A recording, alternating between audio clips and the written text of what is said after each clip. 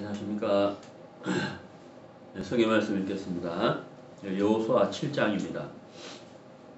구약성경 여호수아 7장 1절부터 읽겠습니다.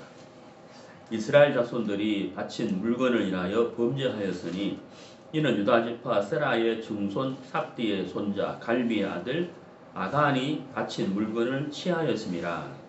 여호와께서 이스라엘 자손들에게 진노하시니라. 여호수아가 여리고에서 사람을 베델 동편 베다웬 곁에 있는 아이로 보내며 그들에게 일러 가로되 올라가서 그 땅을 정탐하라 하며 그 사람들이 올라가서 아이를 정탐하고 여호수아에게로 돌아와서 그에게 이르되 백성을 다 올라가게 말고 2-3천 명만 올라가서 아이를 치게 하소서. 그들은 소선이 모든 백성을 그리로 보내어 수고롭게 마소서 하므로 백성 중 3,000명쯤 그리로 올라갔다가 아이 사람 앞에서 도망하니 아이 사람이 그들의 36인쯤 죽이고 성문 앞에서부터 스바림까지 쫓아와서 내려가는 비탈에서 쳤으므로 백성의 마음이 녹아 물같이 된지라. 여호수아가 옷을 찢고 이스라엘 장로들과 함께 여호와의 궤 앞에서 땅에 엎드려 머리에 티끌을 무릅쓰고 저물도록 있다가 여호수아가 가로되 슬프도소이다. 주 여호와여 어찌하여 이 백성을 인도하여 요단을 건너게 하시고 우리를 아모리 사람의 손에 붙여 멸망시키려 하셨나이까. 우리가 요단 저편을 족하게 여겨 거하였다면 좋을 뻔하였나이다. 주여 이스라엘이 그 대적 앞에서 돌아섰으니 내가 무슨 말을 하오리까. 가나안 사람과 이 땅 모든 거민이 이 일을 듣고 우리를 둘러싸고 우리 이름을 세상에서 끊으리니 주의 크신 이름을 위하여 어떻게 하시려나이까. 여호와께서 여호수아에게 이르시되 일어나라. 어찌하여 이렇게 엎드렸느냐. 이스라엘이 범죄하여 내가 그들에게 명한 나의 언약을 어겼나니 곧 그들이 바친 물건을 취하고 도둑하고 사기하여 자기 기구 가운데 두었느니라. 그러므로 이스라엘 자손들이 자기 대적을 능히 당치 못하고 그 앞에서 돌아섰나니 이는 자기도 바친 것이 됨이라. 그 바친 것을 너희 중에서 멸하지 아니하면 내가 다시는 너희와 함께 있지 아니하니라. 너는 일어나서 백성을 성결케 하여 이르기를 너희는 스스로 성결케 하여 내 일을 기다리라. 이스라엘의 하나님 여호와의 말씀에 이스라엘아 너희 중에 바친 물건이 있나니 네가 그 바친 물건을 너희 중에서 제하기 전에는 너희의 대적을 당치 못하리라. 아침에 너희는 너희 지파대로 가까이 나오라. 여호와께 뽑히는 지파는 그 족속대로 가까이 나올 것이요 여호와께 뽑히는 족속은 그 가족에게로 가까이 나올 것이요 여호와께 뽑히는 가족은 각 남자대로 가까이 나올 것이며 바친 물건을 가진 자로 뽑힌 자를 불사르되 그와 그 모든 소유를 그리하라. 이는 여호와의 언약을 어기고 이스라엘 가운데서 망령된 일을 행하였음이라 하셨다 하라. 15절 말씀까지 읽었습니다.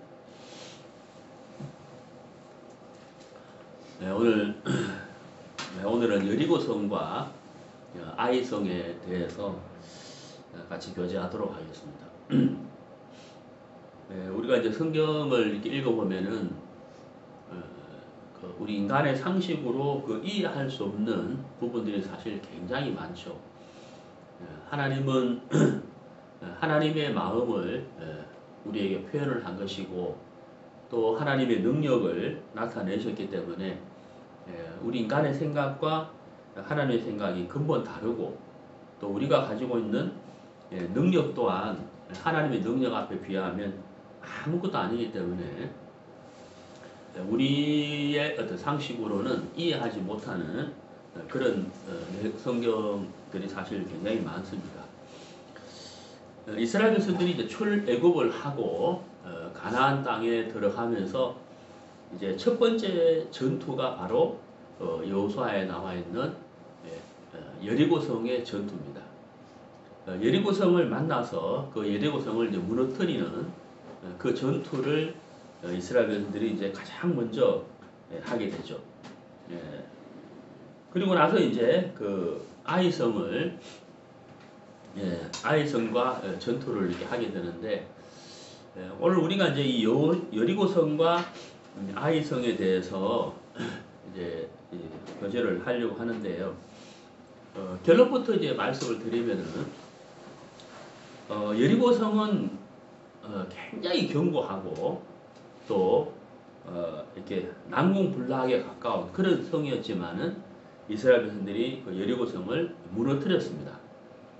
하지만 거기에 비하면 아이성은 여리고성보다는 훨씬 쉽게 점령할 수 있는 성이었지만은 이스라엘 백성들이 그 아이성을 점령하지를 못했습니다. 그 이유가 무엇일까 하는 것을 오늘 함께 교제하려고 이렇게 합니다.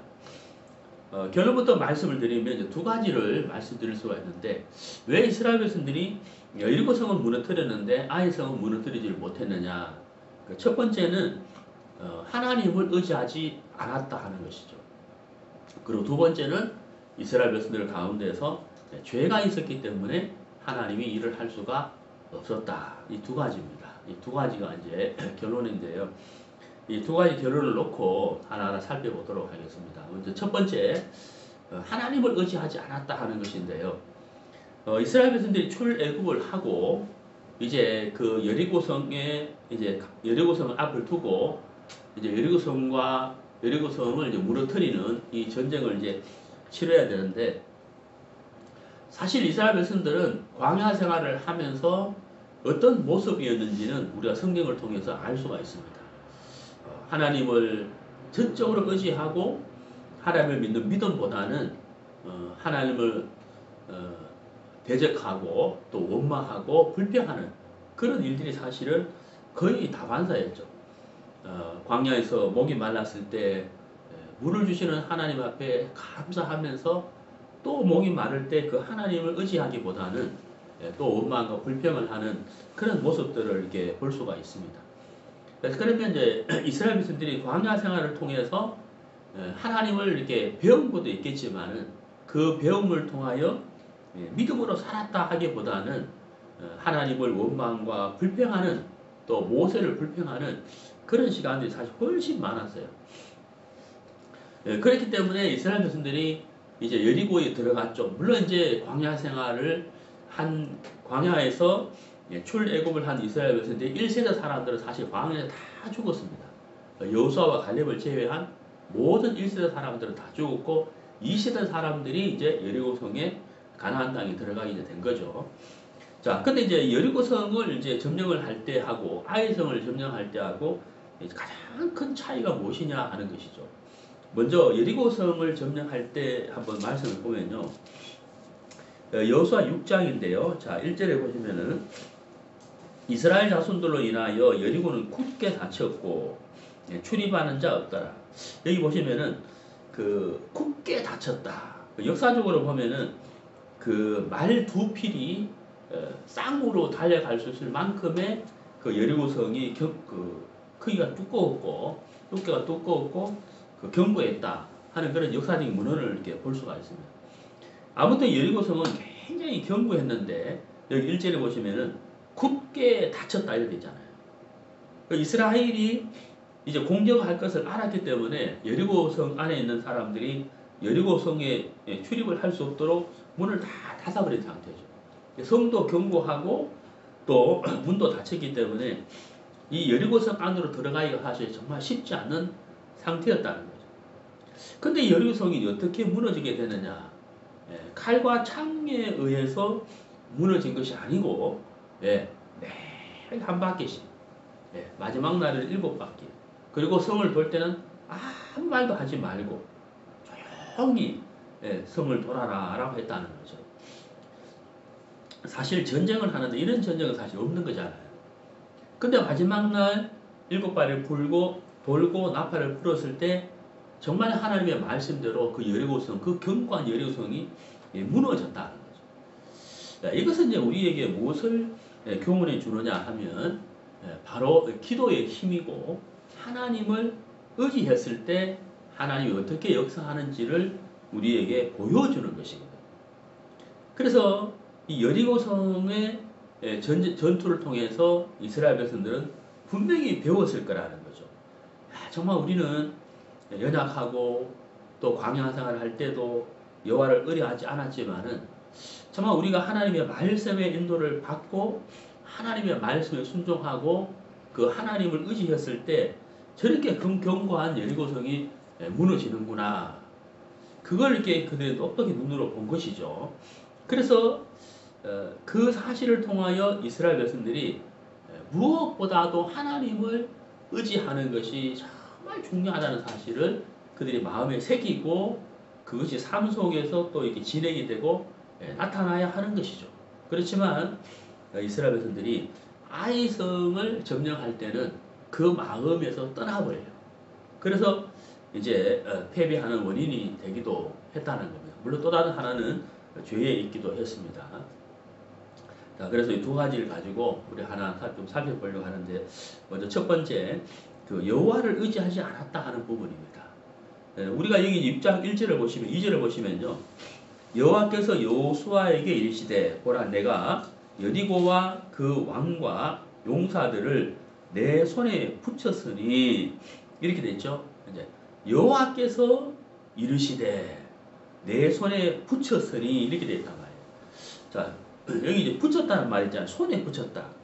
제가 이 종이를 제 손에 붙였단 말이에요. 그럼 어떻습니까? 내 손에 붙였다는 말은 제가 이 종이를 마음대로 할 수 있잖아요. 이렇게 올릴 수도 있고 내릴 수도 있고, 그렇죠? 이렇게 던져버릴 수도 있고 찢어버릴 수도 있고, 그렇잖아요. 구길 수도 있고 내 마음대로 할 수 있다는 거예요. 왜? 이 종이가 내 손에 붙여졌기 때문에. 그러니까 하나님이 여리고성을 여호수아 내 손에 붙였다는 말은 여호수아가 원하는 대로 마음대로 할 수 있다는 얘기예요. 결국은 무슨 말입니까? 하나님이 여리고를 무너뜨리겠다, 하나님이 하시겠다는 그 말씀이잖아요. 그러니까 이제 이 여리고성과의 전투에 앞서서 하나님의 분명한 말씀과 약속과 하나님의 인도가 있었다는 거예요. 그런데 이제 아이성을 보시면요. 자, 보시죠. 자, 7장입니다. 2절에 여호수아가 여리고에서 사람을 베델 동편 베다원 곁에 있는 아이로 보내며 그들에게 일러 가로되 올라가서 그 땅을 정탐하라 하매 그 사람들이 올라가서 아이를 정탐하고 여호수아에게로 돌아와서 그에게 이르되 백성을 다 올라가게 말고 이 3,000명만 올라가서 아이를 치게 하소서. 그들은 소순이 모든 백성을 그리로 보내어 수고롭게 마소서. 이렇게 돼 있잖아요. 그러니까 여리고성에 비하면 아이성은 아무것도 아니니까 한 2, 3,000명만 가면은 아이성은 소수니까 충분히 이길 수 있다. 이렇게 이제 말을 하지 않습니까? 정탐꾼들이. 근데 여러분 이 2절과 3절을 자세히 들여다보시면은, 이 말씀을 자세히 보시면 6장 2절과 3절과 비교가 되죠. 6장 2절과 3절과 비교가 되죠. 어떻게 비교가 됩니까? 6장 2절과 3절 아이성을 전투를 앞둔 상황에서 여호수아는 하나님의 말씀의 인도를 받았다는 거예요. 그렇죠. 말씀의 인도를 받았고 하나님의 분명한 뜻과 약속이 있었는 거예요. 하나님이 여리고성을 여호수아 네 손에 붙였다, 이렇게 말씀하셨다. 그런데 이 아이성 전투를 앞두고는 하나님이 빠져버렸죠. 하나님이 없고 여호수아가 사람들에게 이르되, 이렇게 있잖아요. 그러니까 하나님이 여호수아에게 이르시되 이렇게 안 돼 있고, 아이성은 여호수아가 사람들에게 이르되 이렇게 돼 있단 말이에요. 너무 다르지 않습니까? 자, 그래서 먼저 우리가 이제 생각해 볼 부분이 바로 이 부분인데요.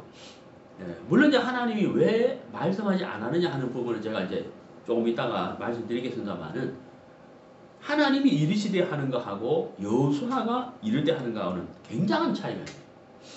하나님의 계획과 하나님의 역사와 하나님이 주관하시는 것하고 사람이 주관하고 사람이 계획을 세우고 사람이 진행하는 거하고, 이거는 굉장한 차이가 있는 것이죠. 그렇죠. 그래서 이 아이성의 전투는 패할 수밖에 없었다. 왜? 처음부터 하나님이 주관하시는 것이 아니었고 하나님의 인도가 없었기 때문에 패할 수밖에 없었다. 하나님을 의지한 전투는 아니었다는 거죠. 그래서 참 우리가 이런 걸 보면서요, 우리도 이스라엘 백성들이 여리고성을 칠 때 하나님을 의지하고 말씀의 인도가 있었고 아무 말 하지 않고 여리고성을 돌 때 그들은 틀림없이 마음으로 기도하며 하나님을 의지했을 거예요. 그거 하고 아이성을 칠 때하고는 너무 다른 거잖아요. 자, 우리가 이제 구원을 받기 전에 정말 죄 때문에 괴로워하고 또 진리가 무엇인지 갈급해했을 때 우리가 하나님을 구하고 정말 하나님이 나를 구원해 주시면 너무 감사하겠다. 어떻게 구원을 받지? 그래서 우리가 하나님 앞에 갈급한 마음으로 있을 때 하나님이 우리 마음을 보시고 말씀으로 우리를 이렇게 구원해 주셨습니다.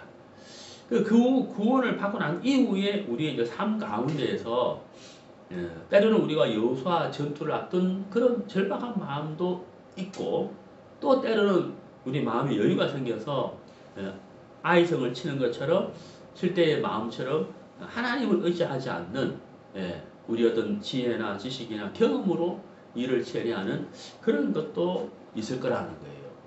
그래서 우리가 삶 가운데서 혹 그 아이성의 전투를 앞둔 이스라엘 백성들의 마음처럼 우리가 그런 마음으로 어떤 일을 대하고 있다면 우리가 마음을 돌이켜야 된다. 정말 작은 것 하나라도 우리가 하나님을 의지하는 그런 마음으로 사는 것이 신앙이고 그것이 우리에게 복이 되며 하나님께 영광이 된다 하는 것을 말씀드릴 수가 있습니다. 첫 번째 부분에 대해서 성경을 찾아가면서 계속 말씀을 나누도록 하겠습니다. 자, 우리 시편 보시겠습니다. 시편 147편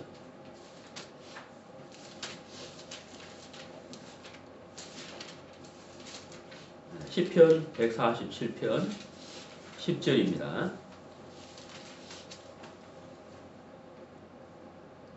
여호와는 말의 힘을 즐거워 아니하시며 사람의 다리도 기뻐 아니하시고 자기를 경외하는 자와 그 인자하심을 바라는 자들을 기뻐하시는도다. 여기 이제 10절의 말씀을 보면요, 우리가 지금 이 시대를 살고 있는 사람들이 이 10절의 말씀을 보면 사실 이게 참 실감나지 않아요. 실감이 안 납니다. 왜 실감이 나지 않느냐 하면은 지금 우리는 말을 타지 않거든요. 그렇지 않아요. 차를 타고 다니잖아요. 옛날에 전투를 할 때는 말이 굉장히 중요했습니다.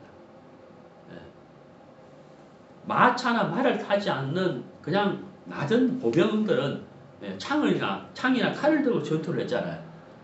거의 무방비 상태인 거예요.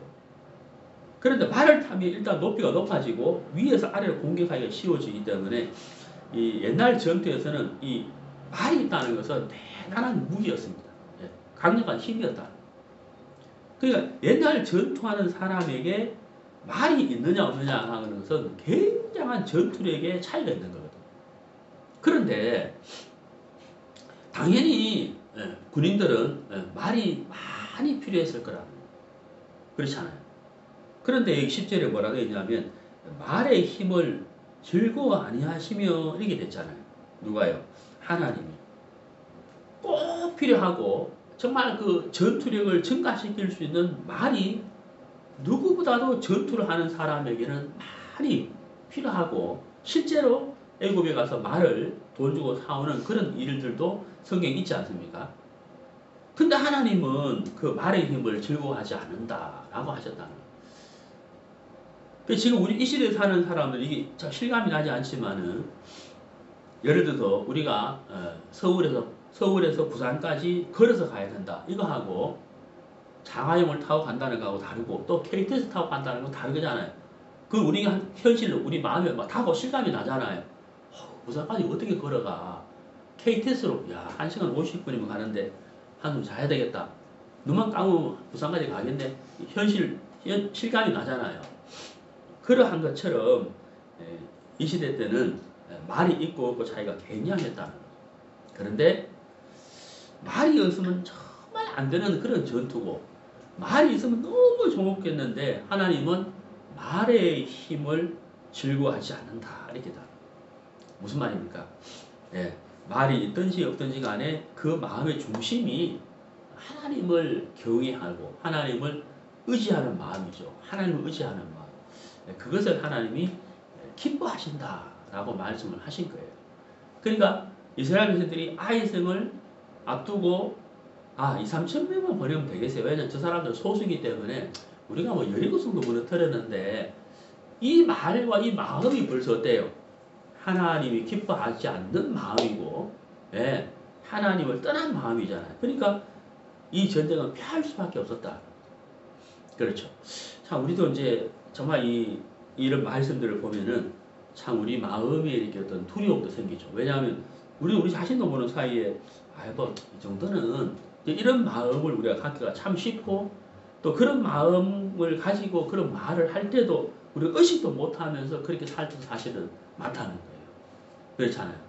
그래서 정말 이 아이성의 전투를 통해서 정말 내가 작은 부분 하나까지도 여호와를 내가 의지하고 있는지 또 매 순간마다 참 기도하고 있는지를 우리 자신을 이렇게 돌아보고 정말 하나님을 의지하지 않는 것이 바로 이 죄구나 하는 사실을 우리가 마음에 새겨야 된다는 것이죠. 자, 또 성경을 한번 찾아봅시다. 시편입니다. 62편. 시편 62편. 시편 62편 5절 나의 영혼아 잠잠히 하나님만 바라라. 대저 나의 소망이 저로 쫓아 나는도다. 오직 저만 나의 반석이시요 나의 구원이시요 나의 산성이시니 내가 요동치 아니하리로다. 나의 구원과 영광이 하나님께 있으며 내 힘의 반석과 피난처도 하나님께 있도다. 내 백성들아 시시로 저를 의지하고 그 앞에 마음을 토하라. 하나님은 우리의 피난처시로다. 제가 어제 이제 카센터에 가서 브레이크 액을 교환을 했어요. 보통 브레이크 오일이라 하는데 정확한 명칭은 브레이크 액이라 그러거든요. 이제 얼마 전부터 이제 아침에 시동을 걸 때, 물론 이제 막 굉장히 추웠을 때도 시동이 잘 안 걸리고 또 브레이크가 이제 안 듣는 거예요. 예, 이렇게 골목을 쭉 빠져나가는데 브레이크가 안 들리니까 막 제가 굉장히 당황을 하겠죠.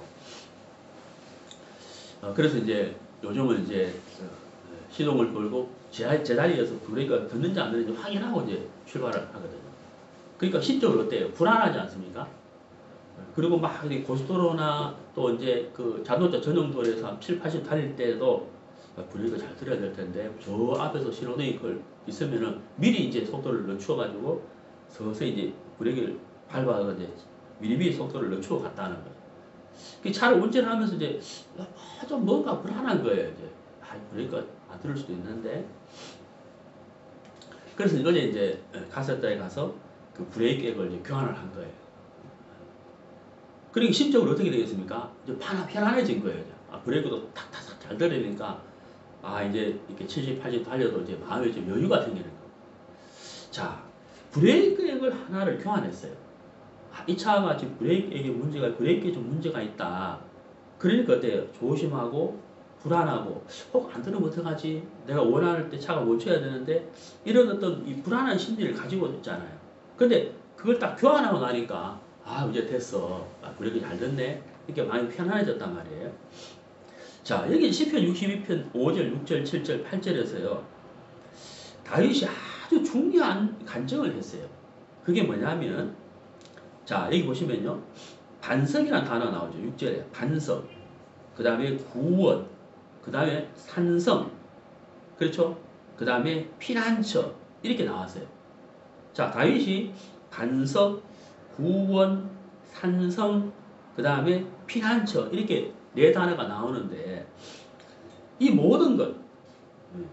나의 반석, 나의 구원, 나의 피난처, 그 다음에 나의 산성. 이것이 전부 누구라고 지칭을 했습니까? 예.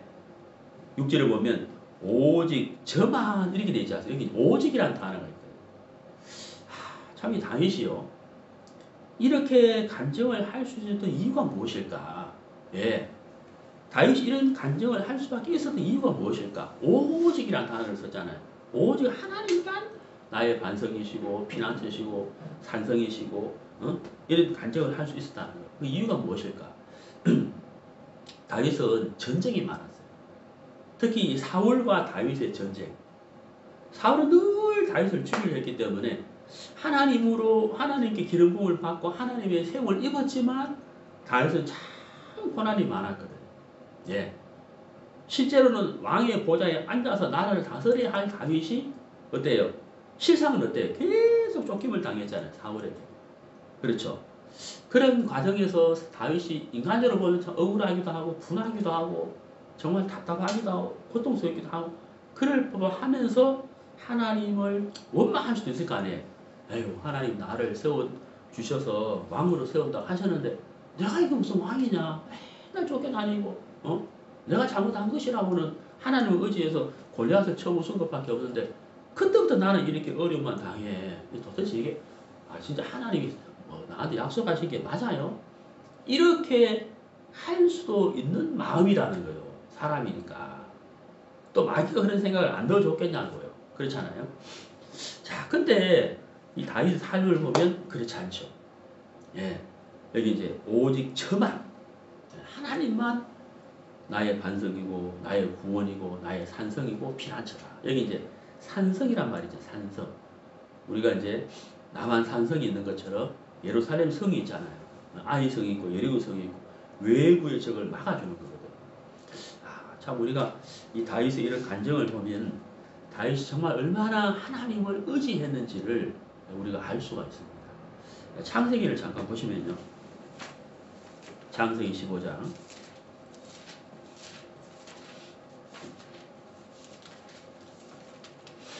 예, 창세기 15장 1절. 이후에 여호와의 말씀이 이상 중에 아브라함에게 임하여 가라사대 아브라함아 두려워 말라. 나는 너의 방패요 너의 지극히 큰 상급이니라. 여기 이제 방패라는 단어가 나와요. 방패라는 것은 칼과 창을 막아주는 것이잖아요. 내 몸을 보호해 주는 거잖아요. 우리가 여기서 무엇을 할 수가 있냐면은 하나님은 아브라함을 보호해 주고 싶었다는. 그러니까 하나님이 아브라함의 보호자다 하는 것을 알 수가 있는 거예요. 이 말씀을 하실 때뿐만 아니라 아브라함의 생애가 끝날 때까지 하나님은 아브라함의 보호자로서의 이 일을 역할을 하셨다는 거죠. 그렇잖아요. 그래서 아이를 낳지 못하는 그 어려움을 통해 어려움이 있을 때도 하나님은 방패가 되셔서 막아주시고 그 어려움이 지나가도록 해주시고 정말 낳을 수 없는 의학적으로 생리학적으로 절대 아이를 낳을 수 없는 상황이지만 아이를 낳지 않습니까? 그러니까 하나님이 방패가 됐기 때문에 막아주시고 그 고난과 어려움을 지나가게 하셨다는 거예요.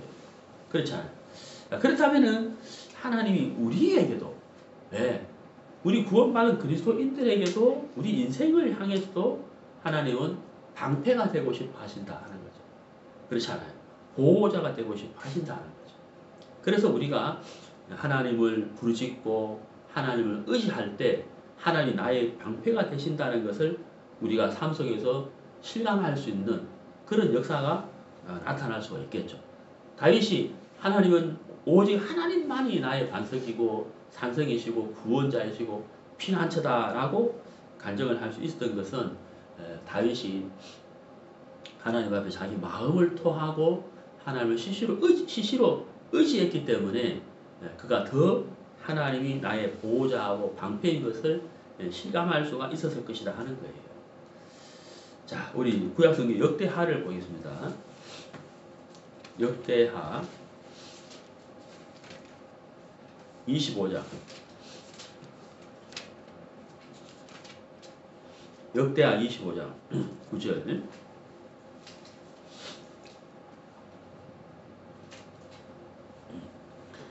아마샤가 하나님의 사람에게 이르되 내가 100달란트를 이스라엘 군대에게 주었으니 어찌할꼬. 하나님의 사람이 대답하되 여호와께서 능히 이보다 많은 것으로 왕에게 주실 수 있나이다. 자, 이 내용은요, 어떤 내용이냐면은 이제 그 유대의 9번째 왕이 있습니다.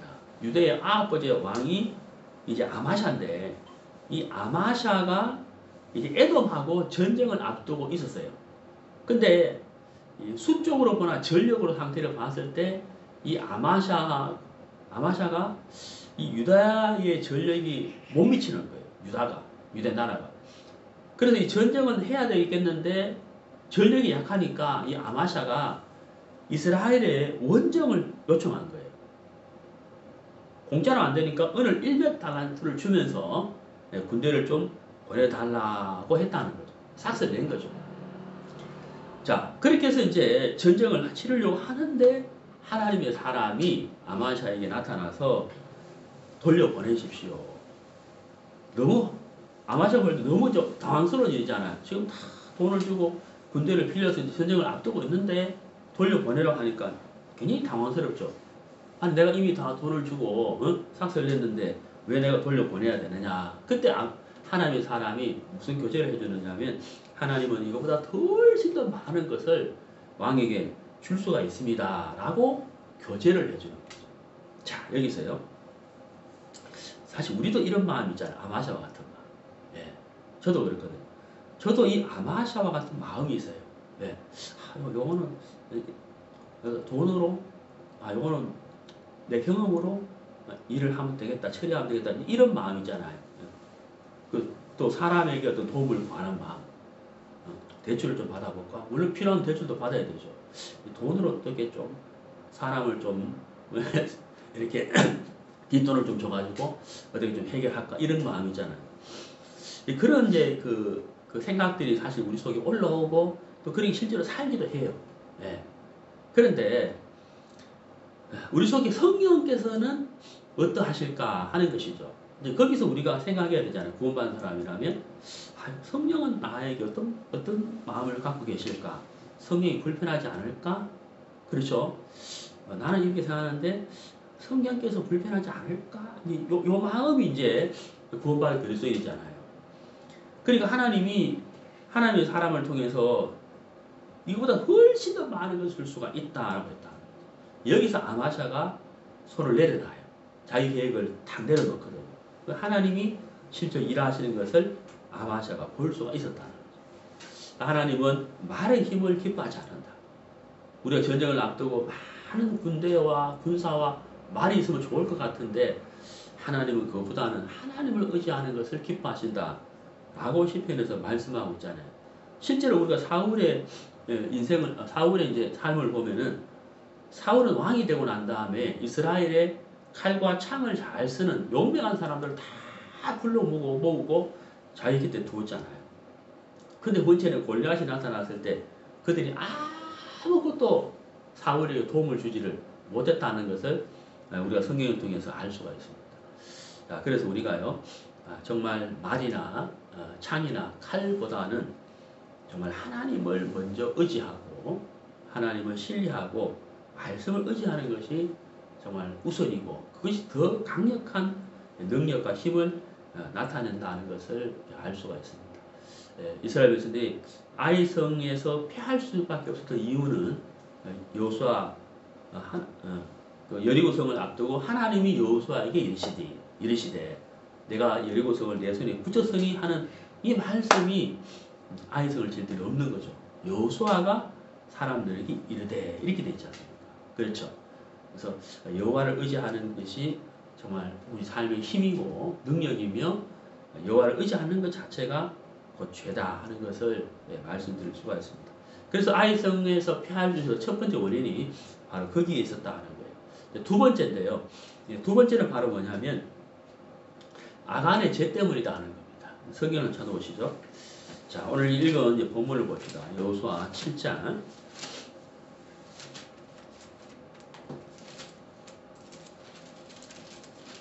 여호수아 7장. 이스라엘 자손들이 바친 물건을 인하여 범죄하였으니 여기 이제 바친 물건을 인하여 이렇게 되어 있죠. 무엇 때문에 죄를 지었느냐? 바친 물건 이렇게 되어 있습니다. 바친 물건. 이게 이제 무슨 말이냐면요. 옛날에는 이제 전리품이라는 것이 있었어요. 예를 들어서 이제 A라는 나라하고 B 나라가 전쟁을 했을 때 B가 졌어요. 그러면 이제 이 A라는 나라가 B라는 나라의 사람들과 이 사람들이 가지고 있는 모든 재산을 몰수해 버리잖아요. 그걸 전리품이라고 그랬다고. 그러면 이제 이스라엘 백성들이 여리고성을 무너뜨렸다고요. 그 여리고성이 무너뜨렸으니까 여리고성 안에서 얻은 전리품이 있잖아요. 물건들, 재산들이 있단 말이에요. 그 사람들이 가지고 있는 재산과 물건들이 있을 거 아니에요. 그 전리품이잖아요. 자, 이것을 이제 하나님에게 바침받았다는 거죠. 왜? 하나님이 전쟁을 이기게 하셨기 때문에 이것은 하나님에게 영광을 돌려야 할 물건이라는 거예요. 하나님께 바쳐야 할 일이라는 물건이라는 거죠. 하나님께 헌납되어야 할 것이다 하는 거예요. 그런데 여기 1절에서 바친 물건을 인하여 이렇게 됐잖아요. 이게 무슨 뜻이냐면 아간이라는 사람이 있었어요. 이 아간이라는 사람이 탐욕을 가진 거예요. 탐욕, 탐심. 저 정말 너무 귀한 물건인데, 저거 정말 너무 귀한 건데 하고 하나님께 마땅히 바쳐야 할 것을 아간이 취한 겁니다. 예, 그걸 취해버린 거예요. 그것을 하나님이 보셨다고 하는 거예요. 예, 그걸 하나님이 보신 거예요. 그래서 성령이 불편하시다 하는 것처럼 하나님이 불편하게 생각을 하신 거예요. 하나님께 드려야 할 것을 인간이 취했기 때문이죠. 그렇죠? 자, 여호수아 6장을 보시겠습니다.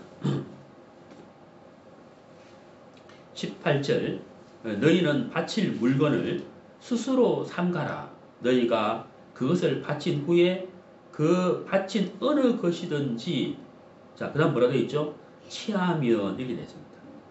하나님께 드려야 할 것을 사람이 취하게 되면 이런 뜻이죠. 이스라엘 지인으로 바침이 되어 그 다음 뭐라 되어 있습니까? 화를 당케 할까 두려워한다. 이렇게 되죠. 자, 그 다음에 7장 보시죠. 7장 12절 그러므로 이스라엘 자손들이 자기 대적을 능히 당치 못하고 그 앞에서 돌아섰나니 이는 이유가 나오죠. 왜 패했느냐 이 말이잖아요. 왜 전쟁에서 패했느냐 하면 이는 자기도 바친 것이 됨이라 이렇게 되어 있습니다. 여기 자기도 바친 것이 됨이라 이게 이제 무슨 말이냐면요. 얼핏 보면 이게 좀 어렵잖아요. 이게 어떤 내용이냐면 하나님께 마땅히 드려야 할 물건을 아간이 취했단 말이에요. 그러면 자기도 바친 것이 됨이라 할 때 여기 자기란 단어가 나오죠. 이게 아간이거든요. 아간도 바친 것이 됨이라 이게 무슨 말이냐면 아간이 하나님께 드려야 할 물건을 자기가 취했기 때문에 저주의 대상이 되었다 이런 뜻이에요. 이해가십니까? 저주의 대상이 되었다 이 말이에요. 자기도 바친 것이 됩니다. 자기가 하나님 앞에 저주의 대상이 되었다 이런 뜻이야. 이해가시죠? 자, 그래서 하나님이 분명히 6장 18절에서 그것을 너희가 취하게 되면 화를 당게 될 것이다 라고 이미 말씀을 하셨죠. 하셨지만 아간이 저 너무 귀한 건데 저건 자기가 그 물건을 보고 탐심을 품고 그것을 자기가 취해버렸다 하는 거예요. 그것을 하나님이 불편하게 하셨다. 불편하게 생각하셨다.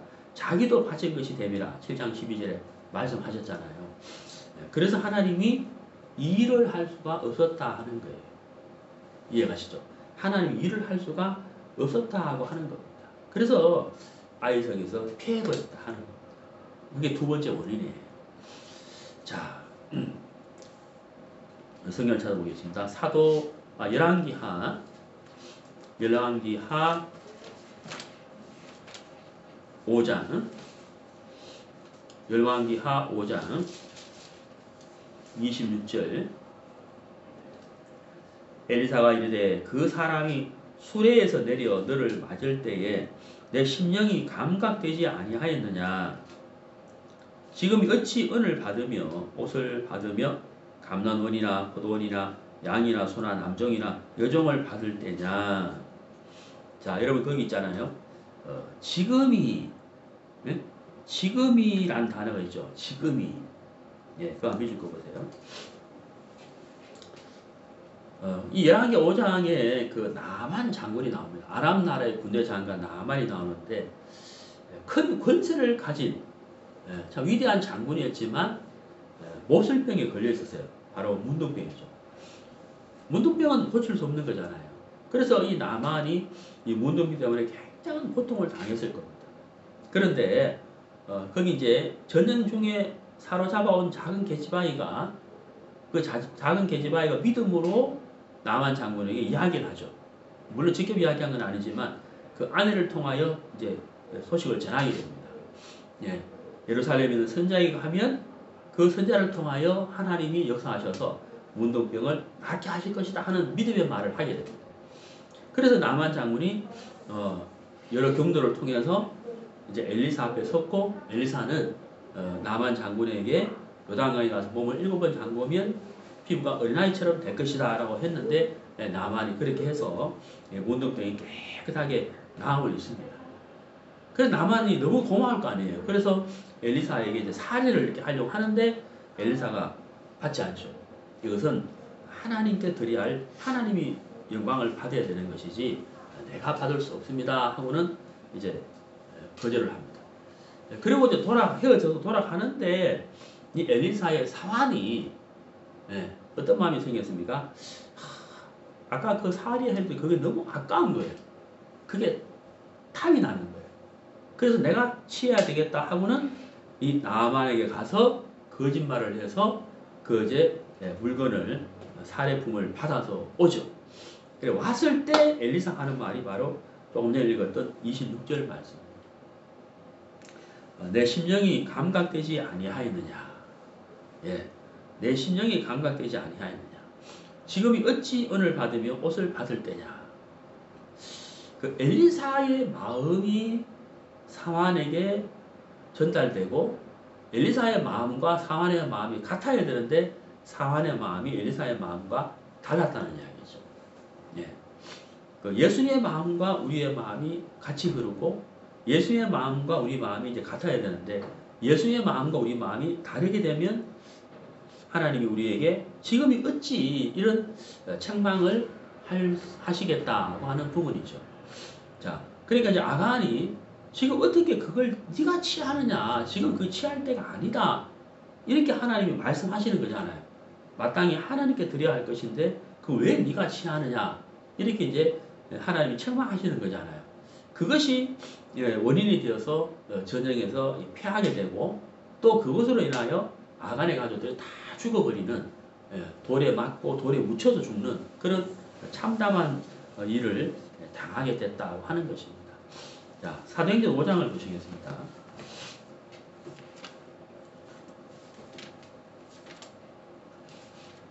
사도행전 5장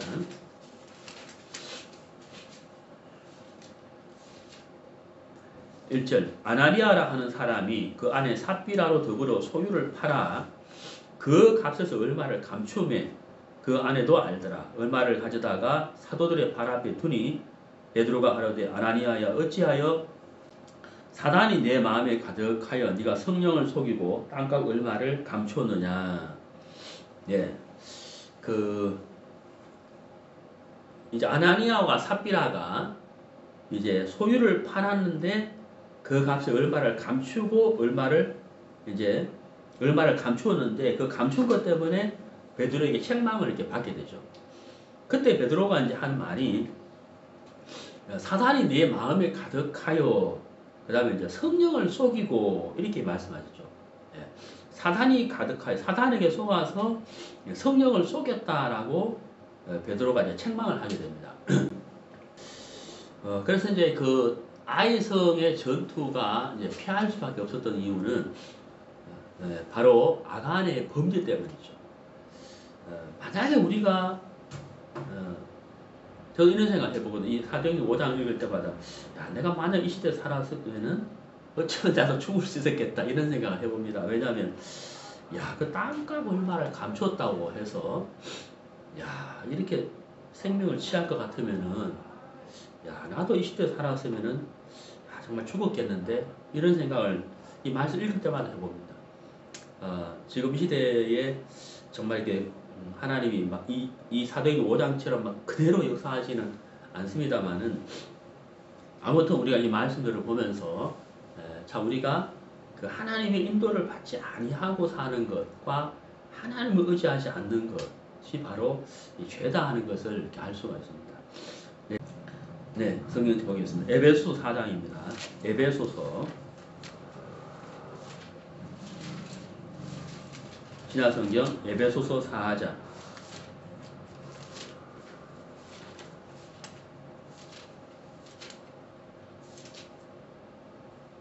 30절 하나님의 성령을 근심하게 하지 말라. 그 안에서 너희가 구속의 날까지 인치심을 받았느니라. 하나님의 성령을 근심하게 하지 말라. 그러니까 하나님이 싫어하는 것. 우리가 이제 저도 자식들이 있습니다. 아들 둘을 키우고 있는데 부모가 자식에 대해서 근심을 할 때가 있죠. 언제 근심합니까? 정도를 벗어날 때죠.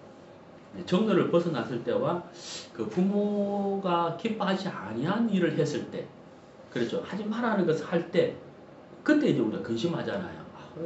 제가 왜 저러지? 저러면 안 되는데, 앞으로 저러면 안 되는데, 공부를 해야 하려면 게임을 한번 하지. 이렇게 근심하잖아요. 그 성령을 근심하게 하지 말라. 하나님이 기뻐하지 않는 일을 우리가 하게 될 때 성령이 근심을 한다는 거죠. 그 다음에 이제 잠언 28장을 보겠습니다.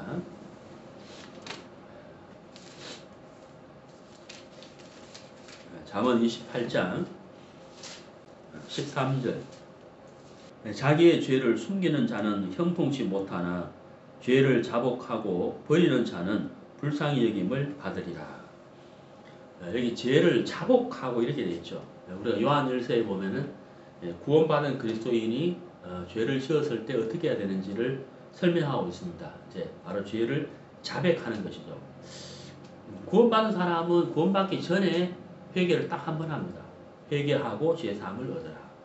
하지만 구원받고 난 다음에 그리스도인이 죄를 지었을 때는 요한일서의 말씀처럼 하나님 앞에 내 죄를 자백하는 그 삶을 살아서 하나님과의 그 관계를 형통케 하는 것이 필요한 것이죠. 그래서 이제 아이성을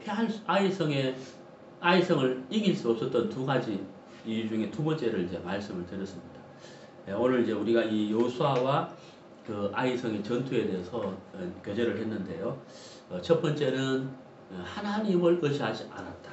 여호와께서 여호수아에게 이르시되 내가 여리고성을 내 손에 붙였으니 하는 것처럼 아이성에도 그런 동일한 역사가 있어야 되는데 아이성에서는 여호와께서 이르되 하나님이 빠져버렸잖아요. 그만큼 이스라엘 백성들의 마음이 여유가 생기고 우리가 여리고성도 무너뜨렸는데 물론 하나님이 하셨지만 그 하나님이 빠지니까 그런 마음을 가졌기 때문에 피할 수밖에 없었다 하는 겁니다.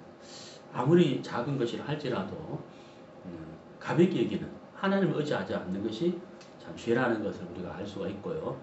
두 번째는 그 아간이 탐심을 품었다는 거죠. 하나님께 마땅히 드려야 할 것을 자기가 취했다.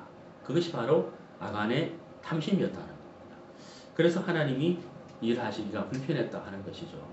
오늘 우리가 이 두 가지를 통해서 우리 삶에 적용을 시켜서 우리가 작은 것 하나라도 우리가 여호와를 의지하고 혹 우리가 하나님 앞에 성령을 근심하게 하는 일이 있다면 오늘 말씀처럼 잠언 28장의 말씀처럼 하나님께 자백하고 또 요한일서 말씀처럼 하나님께 자백을 해서 하나님께 불쌍힘을 받는 그런 삶을 살아야겠다는 것을 이렇게 말씀드릴 수가 있습니다. 오늘 말씀 여기까지 하겠습니다.